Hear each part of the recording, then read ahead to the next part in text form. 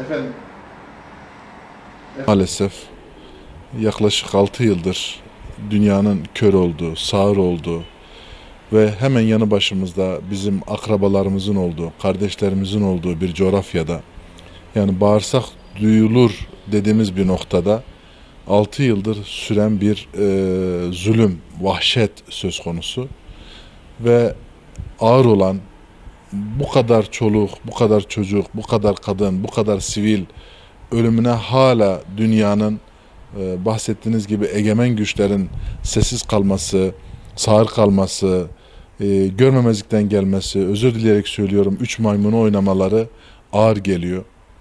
Ve son zamanlardaki gerçekten yapılan, Halep'e yapılan bombardımanlar, bu katliam vesaire daha çok siviller olduğu net bir şekilde ortada. Ve daha çok çocuklar, o gencecik, ufacık bebekler katlediliyor.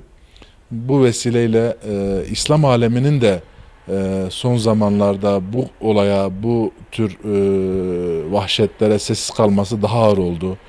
Yani eskiden biraz daha sesimiz gür çıkıyordu, biraz daha inisiyatif kullanarak protesto edebiliyorduk, sesimizi çıkartabiliyorduk ama maalesef acı ve ağır olan, daha da ağır olanı şu anda İslami camianın ve İslam ülkelerinin de bu işe sessiz kalmasıdır.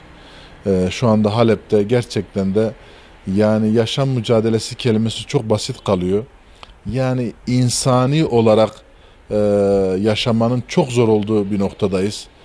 İnsanlar bombanın ne zaman düşeceğini, kurşun ne zaman kendilerine denk geleceğini bilememektedirler. Ve özellikle de kullanılan silahlara baktığımızda ne kadar e, yeni ilk defa icat edilmiş, üretilmiş silahlar varsa hepsini orada kullanıyorlar. Kimyasal silahlardan tutun da, fosfor bombalarından tutun da vesaire vesaire. Yani dünyanın egemen güçleri yeni ürettikleri silahları da böyle direkt canlı kalkan olarak veya canlı tatbikat olarak burada kullanıyorlar. Hatta hatırlarsanız Rusya'nın şöyle bir açıklaması olmuştu. Şu ana kadar yaptığımız en büyük tatbikat demişti Suriye ile ilgili yaptıkları operasyonda. Bunlar İslam aleminin maalesef sessiz kalması, görmemezlikten gelinmesi ağır bir meseledir. Rabbim inşallah bu zulmü bir an önce, bu mazlumların mazlumiyetinin bir an önce giderilmesi noktasında bir fırsat verir diye dua ediyoruz. Ama bizim son zamanlarda giden arkadaşlarımızdan, irtibat halinde olduğumuz ekiplerden aldığımız pozisyon şudur. Şu anda çok ciddi anlamda gıda ihtiyacı ve ilaç noktasında bir açık vardır, ihtiyaç vardır. Bu noktada Halep'e yol açın diye biz İHA İnsani Yardım Vakfı olarak da bir kampanya başlattık.